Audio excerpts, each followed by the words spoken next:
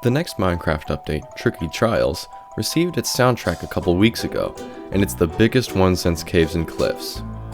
Not only that, but the three new composers, barring Samuel Aberg who made Music Disc 5, have come back to collaborate on the album together. I don't think there's a single weak song in this album, and there's some incredible references to previous songs from each artist that I wanted to point out. This is a pretty short video, but I have several bigger ones planned, so why not subscribe so you won't miss them when they come out? With that, let's start with the musical continuity in Aaron Cherof's songs.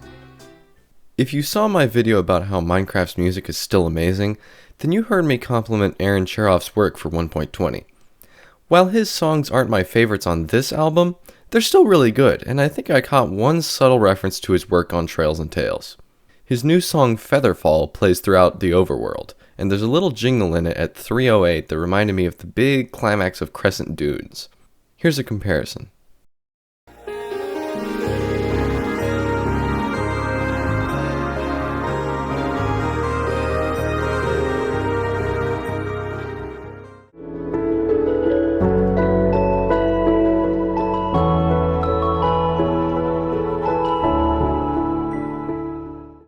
I think this is the weakest link between songs I have in this video, but the similar movement of the notes just struck me. Seems like Aaron Cherof decided to focus more on creating new sounds for his stuff rather than playing on his previous ones, which I really like. Now then, on to Kumi Tanioka. Like Cherof, Kumi Tanioka only had appeared on one album before this, but she brought that same energy to this album and absolutely delivered. I was actually able to find two references to the song Comforting Memories, my personal favorite of hers on Caves and Cliffs, on this album. I'll sample the main melody of that for you now.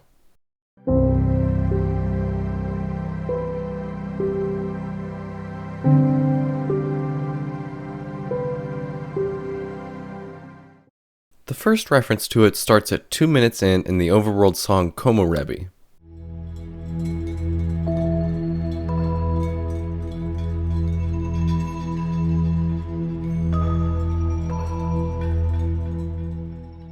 The xylophone-esque sound plays the same notes as Comforting Memories, which is a beautiful touch, and it continues to play throughout the song.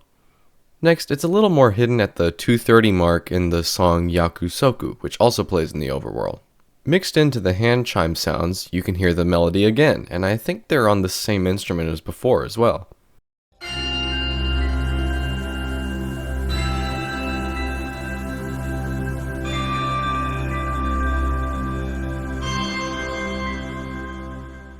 I'm really glad Tanioka included some references to Comforting Memories. It's unbelievable how these three have managed to make their songs feel nostalgic even when they're only 3 years old. Finally, let's check Lena Raine's songs.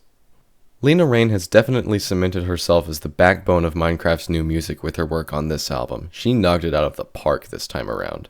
Starting with her song Deeper, my favorite one on the album, which is the second song to play in the Deep Dark, she includes references to my favorite song of hers from Caves and Cliffs, Infinite Amethyst.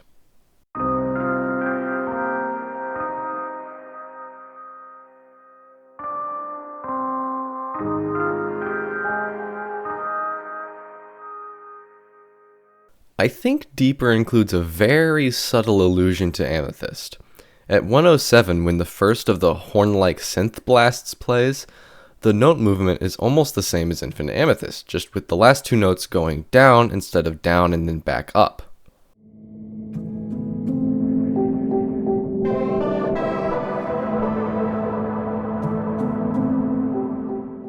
They don't have the exact same notes nor octave, but given the larger reference to Amethyst later, I think there's a link. Now then, the biggest, most obvious reference to Infinite Amethyst and a track from the past in general is the song Endless. Both songs play in the same locations, with Endless actually playing in more spots than Infinite Amethyst. I find that intriguing. Maybe it's supposed to be sort of a prelude to Amethyst? I don't know. Even the words endless and infinite are similar in definition. Actually, the beginning of the song almost sounds like a piano rendition of the synths I just played from Deeper, too. Check it out.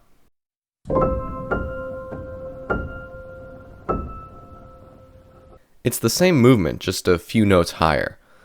Through the next part of the song, the melody shifts and warps, inching closer to Infinite Amethyst, and it all comes around when we hear the exact notes from it at 2:09.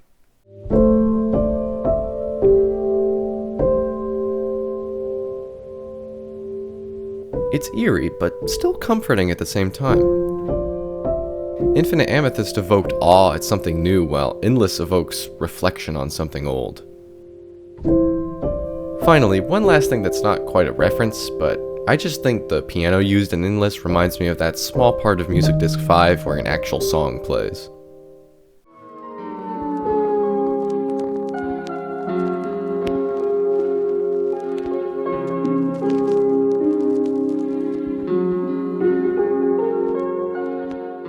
You may not agree, but I'd like to believe it was intentional just so Samuel Alberg could get his little spot on this album.